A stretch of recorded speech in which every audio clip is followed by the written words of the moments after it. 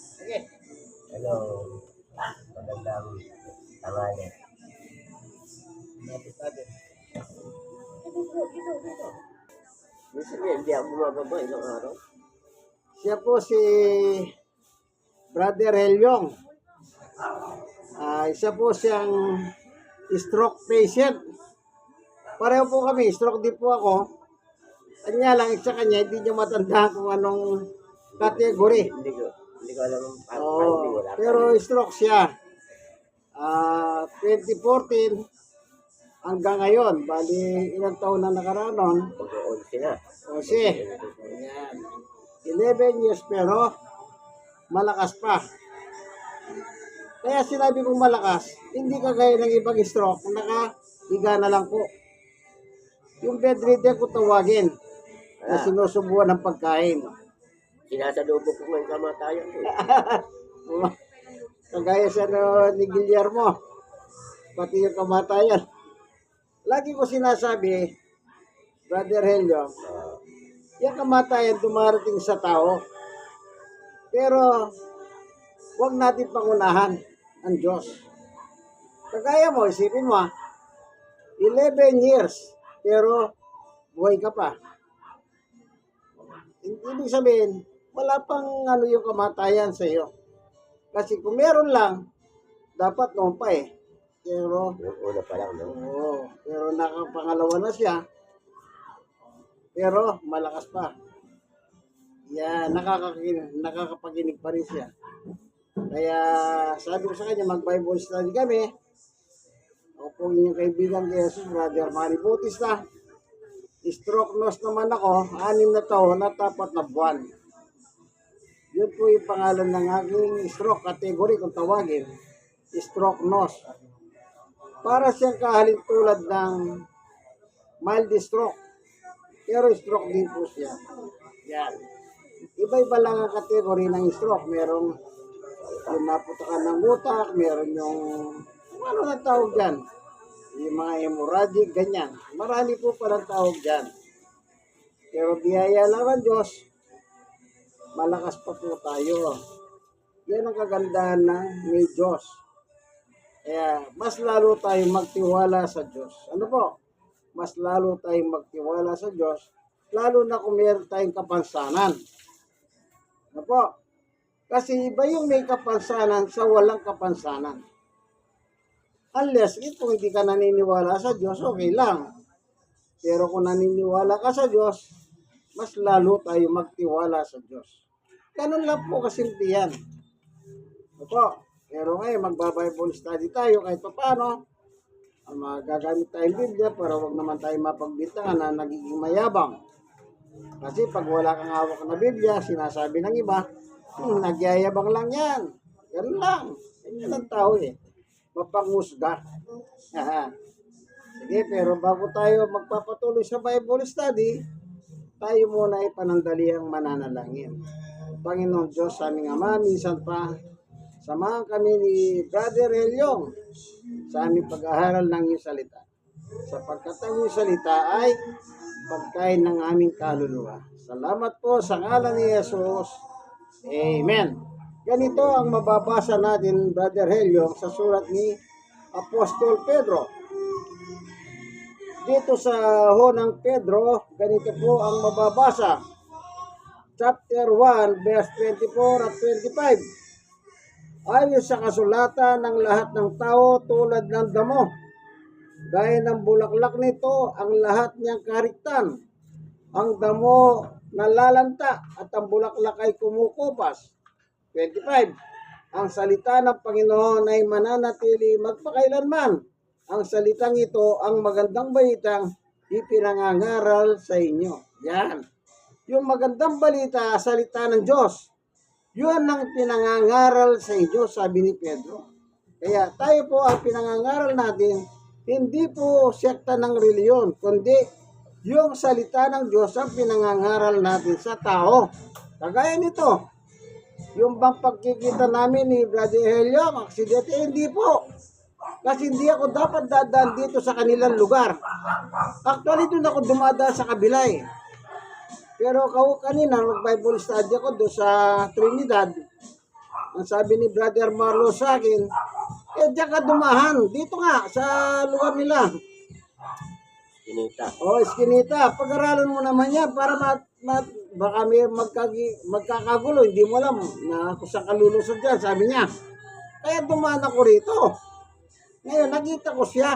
Kaya nagkwentuhan kami tungkol sa pareho naming kalagayan. Kasi nakita ko, meron siyang daladalang saklay. So, siyempre, pagka meron ko saklay na nakikita, madali mo nang ma-recognize ang isang tao na meron siyang sakit. Ngayon, tayo ay inalok ko siya ng mag-Bible study. Salamat sa Diyos, pinaunlakan naman niya. Ibig sabihin, ang tao pong ito, si Brother Relio, ay mapagmahal sa Diyos. Bakit po? Marami po akong inalok ng Bible study, tinatanggihan nila Pero siya, ngayon lang kami nagkakilala. Pinahunlakan niya ang salita ng Diyos. Yung mga ganyang klaseng tao ay godly person ang tao dyan, makadiyos na tao. Kasi anda silang makinig. So dito, Brother Helio, ang sinasabi ni San Pedro, o Apostol Pedro, tinutukoy niya ang tao. Ang tao ay sinabi ni Pedro, gaya siya ng isang damo. Yung damo, hindi po yung drugs o sinisigarilyo, hindi. Isang uri ng alaman yan, damo. Usap tumutubo. Oo. Ngayon, ang sabi niya rito, tignan niyo po, sabi niya, ayon sa kasulatan, ang lahat ng tao tulad ng damo, gaya ng bulaklak nito, ang lahat ng kariktan. Yung damo po, namumulaklak. Ito yung nagiging kariktan ng damo. Ang tao ka, pero yung nahabot mo sa buhay, yun ang nagdadala sa iyo ng kariktan sa tao. Halimbawa, natapos ka o meron kang magandang trabaho, yun ang identity mo. Ang sabi pa rito, ang damo ay nalalanta at ang bulaklak ay kumukupas. Ano ang tao? Halimbawa, ngayon gwapo ka. Bukas hindi ka na gwapo. O maganda ka ngayon. Sa susunod na araw, hindi ka na maganda. Kung ngayon, successful ka negosyante, maaaring bukas hindi ka na successful. Yun po ang sinasabi ng kasulatan. Si Pedro po, nagbabasa siya ng kasulatan nung araw na sinasabi niya ito. Kaya nakalagay dito, ayon sa nasusulat. Gumagamit din po ng kasulatan si Pedro, gaya ng ginagawa natin ngayon, ito kasulatan ito. So, dinescribe niya ang tao. Kaya, kung sino man ang tao na naghahangad ng yumaman, tandaan nyo, kaibigan, mawawala din yan. Ang tawag dyan, faded glory. Nawawala ang kasikatan. Nakakita kayo ng artista? Nung tumanda, sikat pa ba? Hindi na. May mga artista, pasamantalang sumikat, hindi nag-ipon, nung magkaroon ng karamdaman, nagpapalimos na lang. Di po ba? Yun ang lumilipas. Yung karir mo, hindi habang panahon, karir mo yan. Darating ang araw, lilipas ka rin, kaibigan. Kaya nga sabi ko, dati maganda ka, gwapo ka, pero later on, gwapo ka ba ba? Hindi na. Maganda ka pa ba? Hindi na rin. Kasi nga po, lilipas nga po yan ang sabi ni Apostol Pedro. Dito naman sa verse 25, ang sabi niya, ngunit ang salita ng Panginoon mananatili magpakailanman yan. Yung palang salita ng Diyos, ito po yung nananatili. Tayo, hindi tayo nananatili dito sa ibabaw ng lupa. Punta kayo na simenteryo. Tingnan nyo po yung mga nicho doon. May malaki, may katamtaman, may maliit. Anong ibig sabihin? Ang tao po pumapanaw ng walang nakakahalang. Kasi kung dumating po yung kamatayan, sabi nga, parang magnanakaw yan. Hindi po ba? Merong namamatay na bata, may namamatay naman hanggang matanda. Maging sa kasaysayan ng Biblia, kung babasahin mo sa simula, may nabuhay na 900 years. Sipin nyo, 900. Almost 1,000. Pero meron naman na nabuhay, 800, merong 700, merong 600, 500. Hindi pare-pareho ang sukat ng buhay ng tao sa lupa. Kaya maganda rito sa lupa, hanggat nabubuhay ka kaibigan, ano lang ang gawin mo? Sundin natin ang turo ng Diyos. Dito, unang Korinto 6:19-20. Ang sabi ni Apostol Pablo, ayan, magpipies na po ko. Sa susunod na mga linggo, magpipiesta po si Apostol Pablo dito sa Tondo. Pero sa Pablo, bagamat yung buong Tondo, sabi 18, piyesta ng Santo Niño o Batang Yesus. After ng piyesta ng Batang Yesus, susunod naman ng San Pablo. Ito, sakto na San Pablo ito. Yan, ganyan na lang. Ngayon, si San Pablo po, meron siyang ganitong turo. Ito, unang Korinto 6:19-20. Hindi ninyo paghahari ang inyong katawan. O, kadera, yung katawan natin, hindi tayo pala nagmamayari niyan. Ang sabi pa ni Pablo, kaya gamitin ninyo ang inyong katawan upang maparangalan ng Diyos.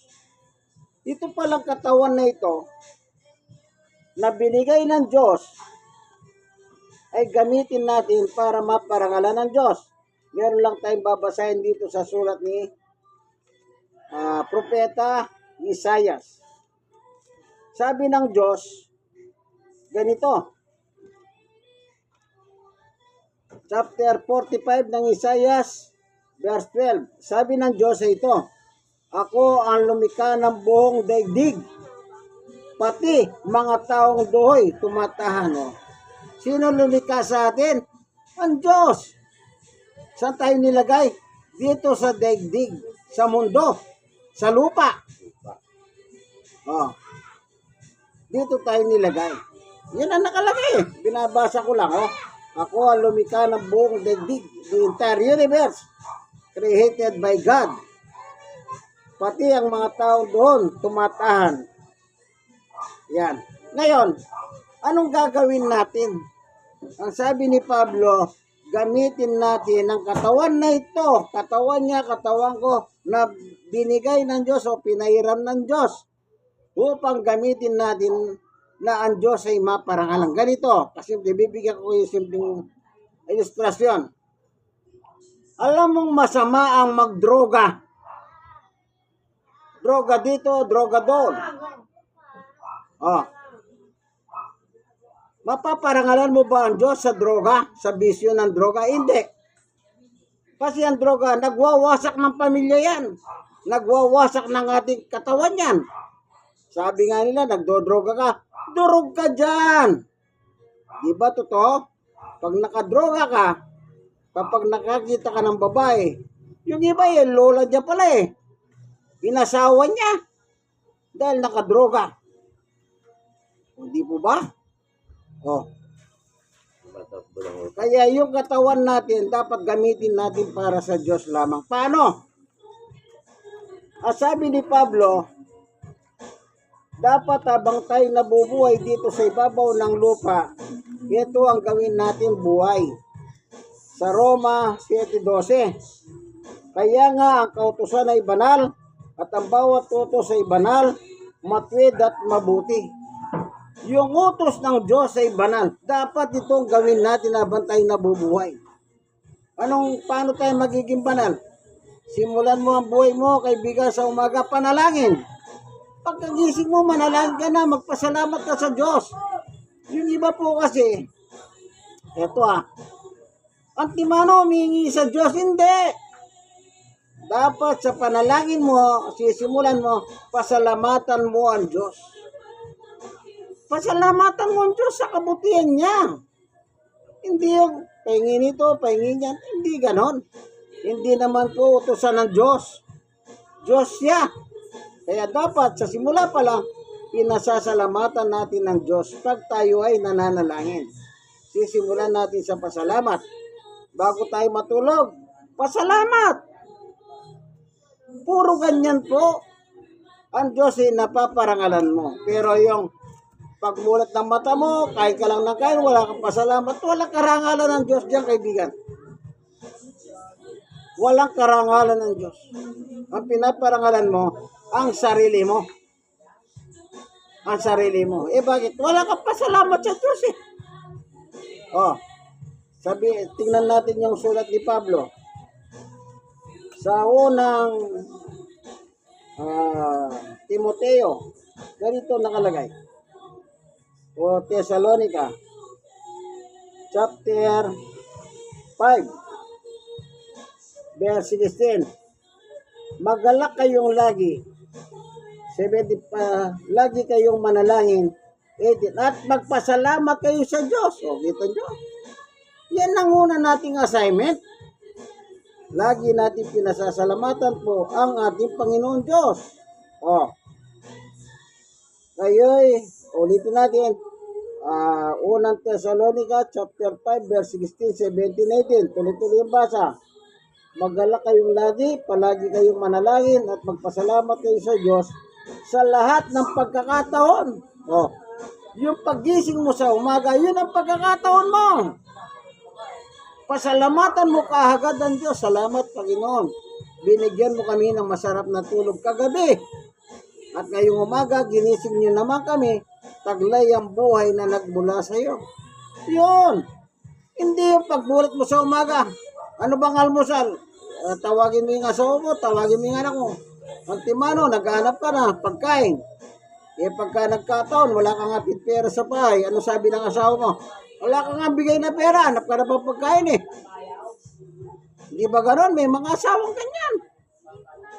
Oh, wala kang nga dinadalang pera, naghahanap ka pa ng pagkain. Kumisan, dudulutan ka ng pagkain. Ay, ayaw ko to, hindi masarap, itatapon mo pa, galit ka pa. Dapat pasalamatan natin ng Diyos kahit ano ang ating kinakain.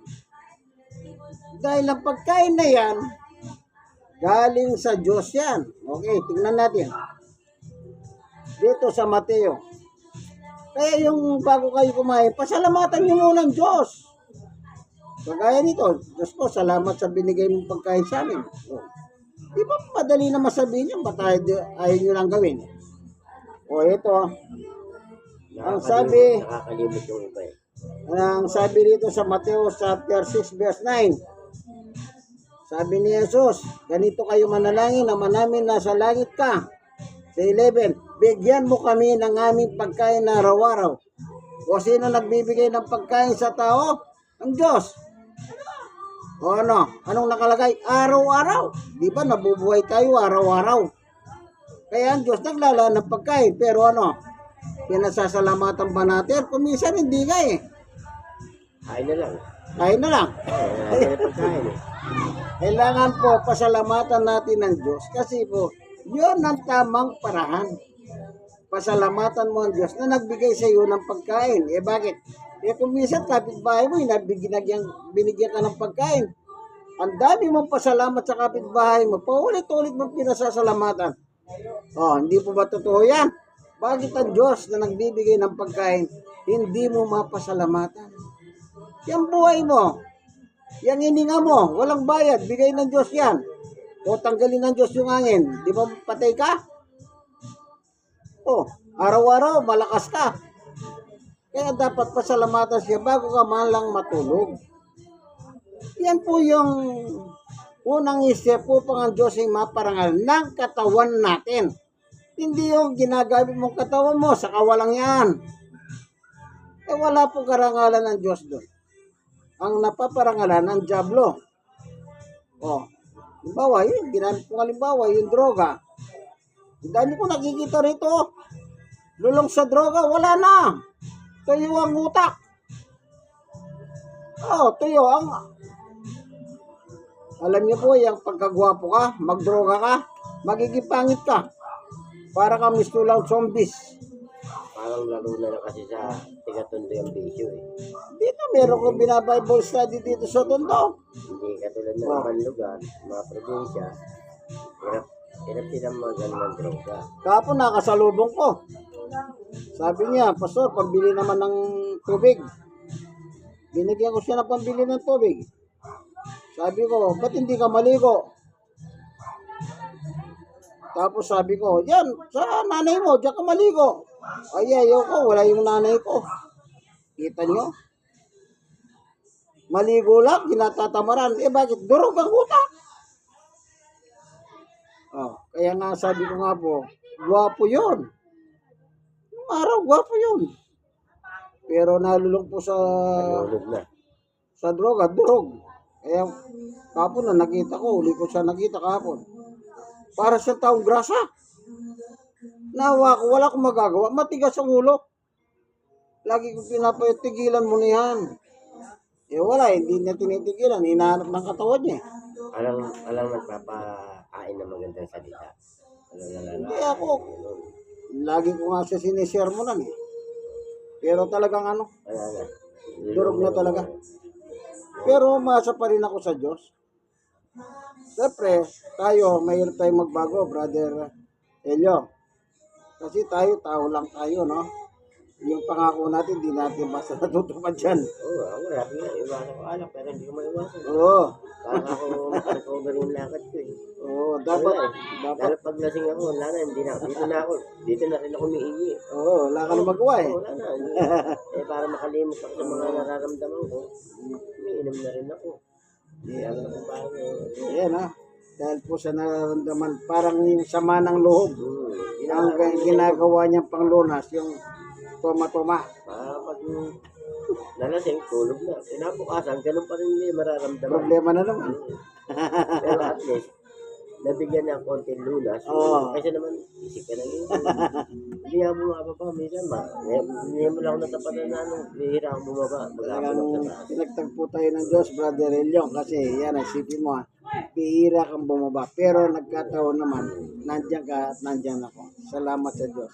Di na yung likod ko kahit ka eh. O paano po, hanggang dito na lamang ang ating munting video. Ano, nakasama natin si Brother Elion. First time ko po siya makasama. Talagang pinagtagpo kami ng Panginoon Diyos para mabahagi sa Kanya ang salita ng Diyos. Ano po? Sige po, hanggang dito na lamang. Ano, dito po tayo sa barangay. Ano itong barangay ito? Barangay 102. O 102. Dito po sa Catalina. Catalina ba? Catalina, oh. O Santa Catalina Street. Kung gusto niyo siyang pasyalan, malay ninyo. Nakilala niyo pala pag nakita niyo. Sige po, ano? God bless us all po. Bye. Sige. Thank you.